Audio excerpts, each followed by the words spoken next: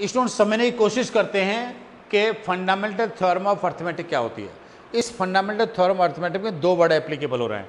एक word applicable हो रहा है प्राइम नंबर, एक नंबर हो रहा है कंपोजिट नंबर। इन दोनों को मिलाकर क्या बन जाती है, फंडामेंटल थ्योरम बन जाती है। तो ये समझने के प्राइम नंबर क्या होते हैं और कंपोजिट नंबर क्या होते हैं।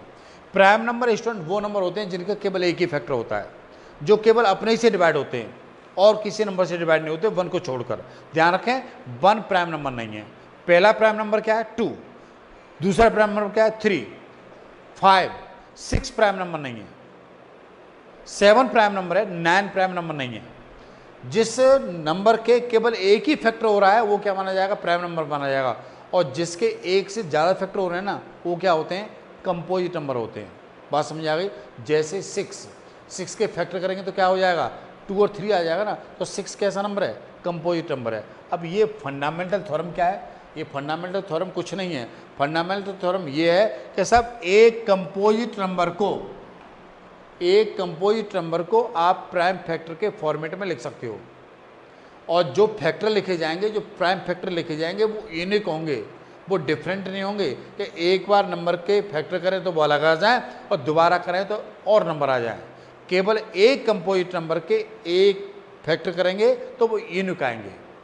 ठीक है ना। किसी भी कंपोजिट नंबर के जब हम प्राइम फैक्टर करेंगे तो वो यूनिक आएगा। इसे क्या बोलते हैं, इसे बोलते हैं फंडामेंटल थ्योरम ऑफ अर्थमेटिक। क्या है, किसी भी कंपोजिट नंबर के प्राइम फैक्टर यूनिक आते हैं। ये फंडामेंटल थ्योरम ऑफ अर्थमेटिक है। आपके पास कोई नंबर है 6, ठीक है, इसके प्राइम फैक्टर करिए तो इसके प्राइम फैक्टर क्या होंगे, 2 × 3 होंगे।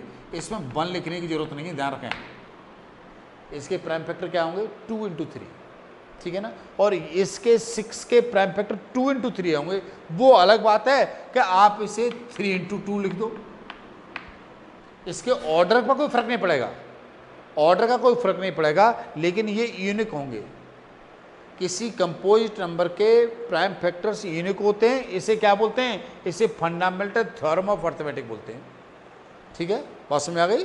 क्या है कि किसी कंपोजिट नंबर के प्राइम फैक्टर्स यूनिक होते हैं, इसे बोलते हैं फंडामेंटल थ्योरम।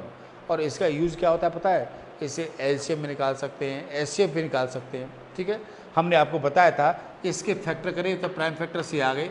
आपने 8 के फैक्टर करेंगे तो क्या हो जाएगा, 2 × 2 × 2 आ जाएगा। इसके 3 प्राइम फैक्टर्स आएंगे।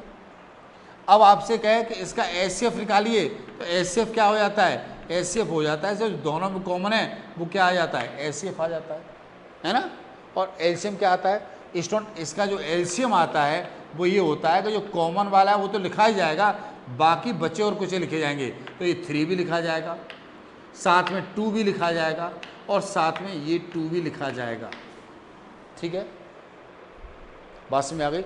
आपके पास ये नंबर ए है और ये नंबर ये बी है। तो एक इम्पॉर्टेंट बात यहाँ पर और बन जाती है कि हमेशा एचसीएफ × एलसीएम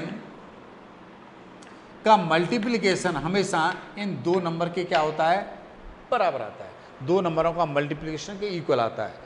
एचसीएफ और एलसीएम का मल्टीप्लिकेशन हमेशा इन दो नंबर के प्रोडक्ट के बराबर आता है। इस पर क्वेश्चन पूछ लेता है आपसे। वो कैसे क्वेश्चन पूछेगा, वो आपको एचसीएफ दे देगा, एलसीएम दे देगा और कोई नंबर दे देगा, पूछेगा बताओ वो नंबर क्या होगा। यहाँ पर 4 चीज़ें हैं, 1, 2, 3 और 4। इनमें से कोई 3 नंबर दे देगा और चौथी चीज़ बता सकते हैं। बात में आ गई। सबसे इंपॉर्टेंट बात आपने क्या सीखी, केवल ये सीखी कि फंडामेंटल थ्योरम ऑफ अर्थमेटिक क्या होता है। ये होता है सर किसी कंपोजिट नंबर के जो प्राइम फैक्टर्स होते हैं वो क्या होते हैं, यूनिक होते हैं। इसे हम क्या बोलते हैं, फंडामेंटल थ्योरम ऑफ अर्थमेटिक बोलते हैं। बात समझ आ गई। इस पर मैं क्वेश्चन कराऊंगा, बहुत अच्छी तरह समझने की कोशिश करिएगा और इसे आप कॉपी कर लीजिएगा। और आप ये भी समझ गए होंगे कि एचसीएफ कैसे निकलता है और एलसीएम कैसे निकलता है, और एचसीएफ और एलसीएम और नंबर में क्या रिलेशन होता है। ये बहुत इंपॉर्टेंट बात है जो आपको बार बार यूज होगी। ठीक है, बहुत अच्छी तरह समझ गए, बहुत अच्छी बात है, अच्छी तरह कॉपी कर लीजिए।